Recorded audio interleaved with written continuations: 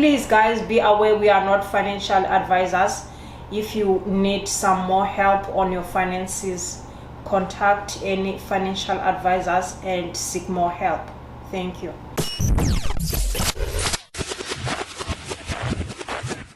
Welcome to our YouTube channel, the Tchoubou Family. Today's topic, we will be talking about understanding the 4 pillars of personal finances.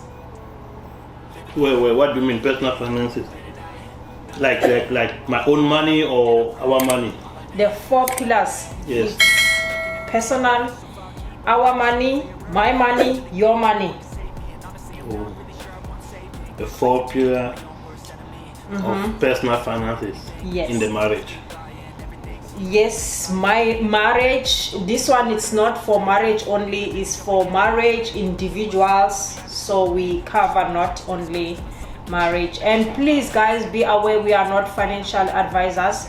If you need some more help on your finances, contact any financial advisors and seek more help. Thank you. So what do I say when I'm saying the 4 pillars of personal finances? We're talking about assets, we're talking about debts, we're talking about income, we're talking about expenses. So understanding those 4 Yes.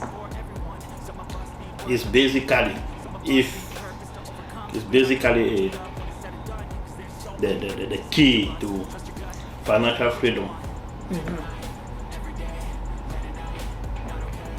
So that's understanding those 4 is what we will call financial education. Yes. Which is not easy because we don't get it anywhere. We don't get it at school usually. So that's not easy. Yeah. So that is why so many people, they have problem when they, like in terms of handling their finances, because they don't understand those 4. They don't know what's going on. Yeah, just have money, whatever you do, whatever. Like they buy the house, they don't understand that how to spend. Yeah, as well. That what is that where. house? What is the benefit of me having this house? Do you understand? Because by not paying your house well, you may lose it. And do you know the value of that house? So yeah, so those 4 pillars of understanding personal finances or managing your finances. The first pillar, I can say the first pillar where to start when we talk about finances is income, because that's the first movement that it creates everything. It creates, because you get a job, you have some income. You cannot spend without an income. Yes. You cannot have assets without an income. You cannot have the debt without an income. So when you have income, how to manage your income? Live below your means. Good. For you to be able to save, to be able to do anything, you have to live below your means first. If you can live below your means, the next thing is try to pay off your debts. Because they usually say you cannot invest if you have debt. So the best thing to do is to pay debt first and then start investing. And what is debt? Debt is what they call liability. Because the liability is something that takes money out of your pocket, like debt. Debt is a liability. After you have paid your debt, now you can start investing. And when you invest, you will end up creating asset, passive income. But I mean, it's a huge topic. It's a very, very broad topic. Yeah.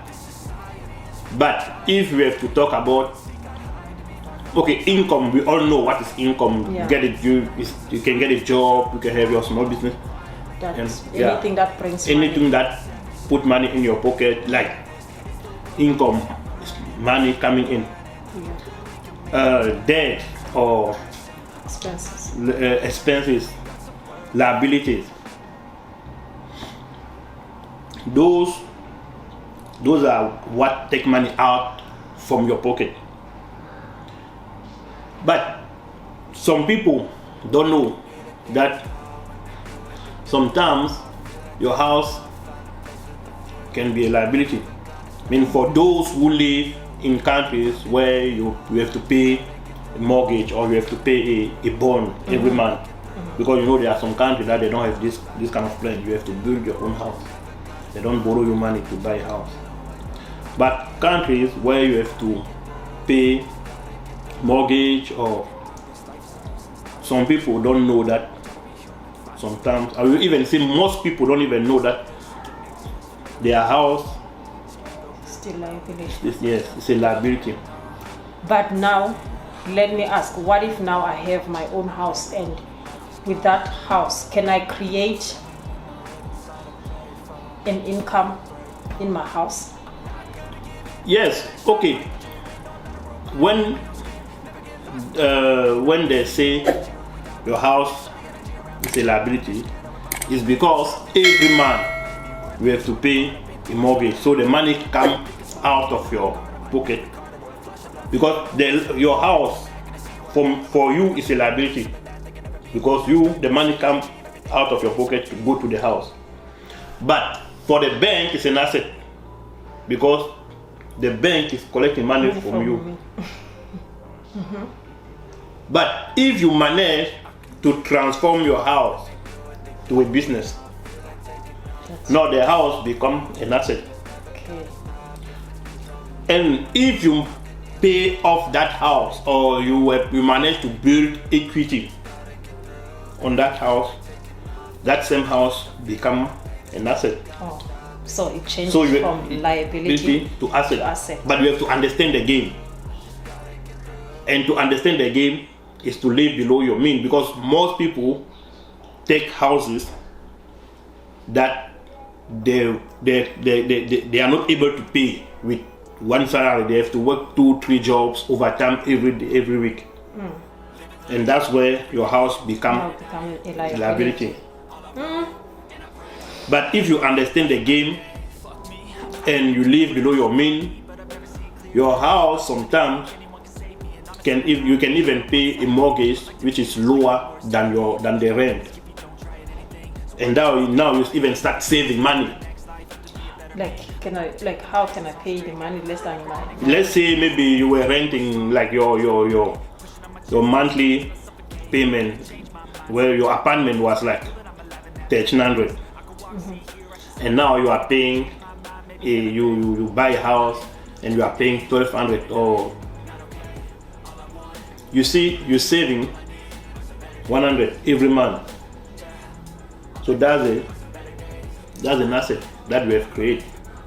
That's an income that we have created. And that 100 now, in a year, that's 1,200 that you can invest somewhere. Okay, that makes sense. So if you can understand that, you will be able to create an asset out of your house. Your car that you are paying every month, it's a liability. So is there any way that can I change my car to an asset? Like you can make money out of your car. Like for instance, I can put it, like I can rent it. You can rent it. There are so many apps all there where you can rent your car, or you can use it to make money, extra cash every weekend. DoorDash, Uber, Amazon Flex, all those taxi fare. I don't know. You can use, if you can use your car to make money, then it becomes an asset. Let's say you have 2-3 cars. If they are paid off, tomorrow you can rent them out and make money, or tomorrow you can sell them and collect the money. Same thing with I don't know, anything expensive jewelry, watches, all those. Those are assets that in the beginning they can be liability. But if you know how to convert, or if you understand the process. I think I heard somewhere when they suggest to those I don't know if it's celebrities or like, but to buy the chains, like those diamonds, whatever, that those are the types of investment that they're doing. First, because it help you to save money first. Okay. Because you know those jewelry like in diamond, gold, they gain value. You know, the gold always go up in value. So if you buy a chain today of $1 million, 5 years later that same chain can be $1,200,000. Oh wow. That means there are so many ways how to create assets. Now, right? if you rent it to other musicians, you see that every month you can be making money. That's a good idea. That means it's very much important really to understand the formulas of personal. I mean, like, we have to, because the more you understand, the more you have an idea what to work on. Do you understand? Because if you don't understand, it's hard to work on anything. Finances. Yes, on your finances. If you don't understand how things work, you don't understand the process, you don't understand what is what, it's hard. That's why you see someone, for example, you see someone make 30,000 rand a month. He have 2-3 cars, buying expensive clothes. 2-3 years later, when he lose the job, he lose everything. So I have a and people don't believe. People are like, how? Because they didn't understand how things work. So you know, we are from South Africa. We came here in America, and maybe let's say we have been here for more than 20 years and we've been renting. Yes. So you mean like we have lost? Definitely. 20 years rent, like paying rent for 20 years, that's the money that you will never get even 1%. And the worst part is every year your rent will go up by at least 5 to 10%. And with inflation, there is no way that your house, the rent won't go up, because every year there's inflation of minimum 3% every year, minimum 3%. But when you own the house, even when there's inflation, your house gain the value. Oh, really? Yes, and your mortgage don't really go up. Yes, sometimes taxes will go up, but it's not that high. Oh, so it's only the tax, not the mortgage. The mortgage, if my mortgage, let's say, if it's a fixed, it's 1,000. My mortgage is 1,000. It's 1,000. It's only the interest that will go up. Not the interest, the taxes. The taxes that will go up. The taxes will go up, and after, I don't know, let's say usually people take 30 years. After 30 years of mortgage, the house is paid off. Even if you have to sell that house after 5-10 years, your house will have built equity.